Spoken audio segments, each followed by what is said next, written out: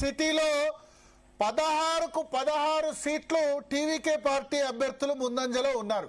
ఈ సునామీలో టీవీకే సునామీలో స్టాలిన్, పెద్ద స్టాలిన్, చిన్న స్టాలిన్ ఇద్దరు కూడా కొట్టుకుపోతున్న పరిస్థితి. వీళ్ళిద్దరూ సేఫ్ సీట్లు. ఎందుకంటే చెన్నై సిటీ అంటే డిఎంకే, డిఎంకే అంటే చెన్నై సిటీ.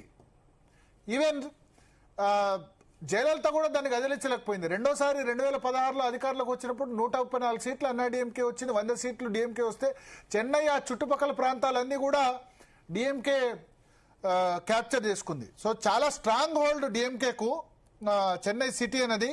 బట్ ఆ చెన్నై సిటీలో ఇప్పుడు అన్ని సీట్లో టీవీకి లీడింగ్ లో కనబడుతుంది. మీరు చెప్తున్న ప్రకారం చూస్తే ఇంత చెన్నై ఇంత స్ట్రాంగ్ హోల్డ్ డిఎంకే ఉంటే అలాంటి టీవీకే రావడానికి రీజన్స్ ఏమై ఉండొచ్చు? అక్కడ మెయిన్ రీజన్స్ ఏంటి? Gen Z okay, Gen Z youth. రెండోది యాంటీ డిఎంకే ఓటు. ఖచ్చితంగా చెన్నై సిటీలో టీవీకే వైపు పోలరైజ్ అయింది. డిఎంకేని ఓడించాలనుకున్న వాళ్ళు టీవీకే ఓడించగలుగుతుంది అని అనుకున్నారు, అన్నాడీఎంకే ఓడించలేదని అనుకున్నారు. అన్నాడీఎంకే కొన్ని చోట్ల స్ట్రాంగ్ ఉంది, ఎస్పెషల్లీ కొంగునాడు ఆ రీజియన్ లో, పళనిస్వామి సొంత రీజియన్ లో స్ట్రాంగ్ ఉంది. సో భారతీయ జనతా పార్టీ కానీ అన్నాడీఎంకే కానీ అది ఓడించలేదనుకున్నారు. డిఎంకే యాంటీ ఇన్కమెన్సీ అనుకోండి. Maybe Hindu oats also Bharatiya Janata party వైపు వెళ్లేదు, ఎందుకంటే అన్నామలైకి టికెట్ ఇవ్వలేదు. అక్కడ స్ట్రాంగ్ కోర్ లీడర్ ఆయనకు అన్నాడీఎంకే ఆయన పూర్తిగా పక్కన పెట్టేసింది. అన్నాడీఎంకే వాళ్ళిద్దరి మధ్య ఈక్వేషన్ రాకపోవడంతో విజయ్ ఏమో పూజలు చేశారు. విజయ్ తండ్రి చూడండి, ఇప్పుడు తిరుత్తని ఆలయంలో పూజలు చేస్తున్నారు. ఓపెన్ గా టెంపుల్స్ వెళ్తూ పూజలు చేశారు తమిళనాడులో. So that it self స్టెండ్ strong reaction. అంటే జనరల్ గా ఎలక్షన్ క్యాంపెయిన్ లో ద్రవిడవాదం కదా, వీళ్ళు కూడా పూజలు చేయరు. ఈవెన్ జయలలిత సరే ఎలక్షన్ టైంలో జోస్యం చూసి ఆమె టికెట్లు కూడా కేటాయించే వ్యక్తి కూడా అంత ఫెమిలియర్ గా లేదు.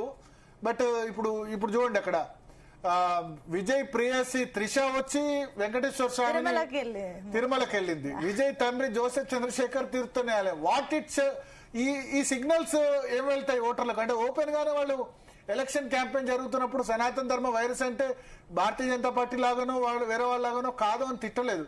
తిట్టకుండా మేము మా దేవుణ్ణి ప్రార్థిస్తున్నామని చెప్పారు. So Hindu voters also tilted towards TVK.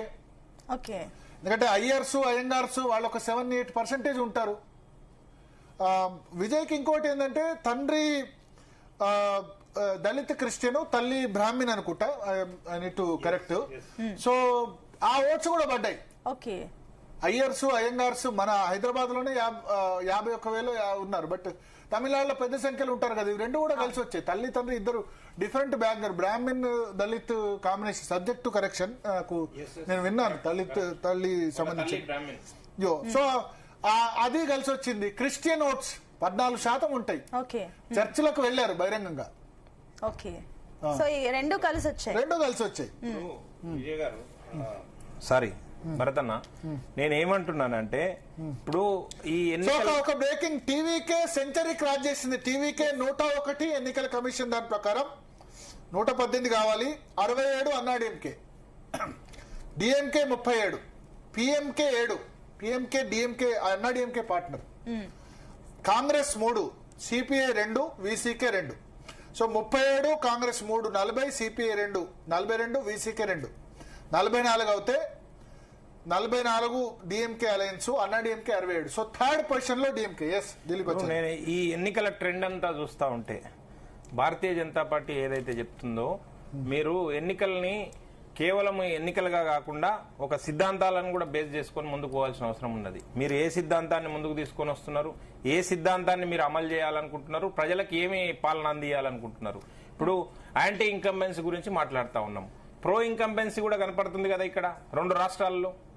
అస్సాంలో 3వ అధికారంలోకి వస్తుంది భారతీయ జనతా పార్టీ, పుదుచ్చేరిలో 2వ అధికారంలోకి వస్తుంది ఎన్డీఏ పార్టీ. ఎందుకు వస్తుంది? అది ప్రో ఇన్కంబెన్సీ ద్వారా సుపరిపాలన అందిస్తున్నాం కదా.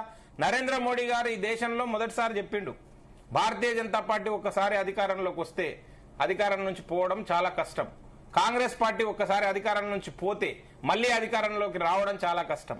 కనుక నేను అదే చెప్తాను, ఇవి చాలా చాలా చిన్న ఎగ్జాంపుల్స్. కానీ ఇప్పుడు వాళ్ళు యాంటీ ఇన్కంబెన్సీ ఆధారం చేసుకొని గెలుస్తున్నారు.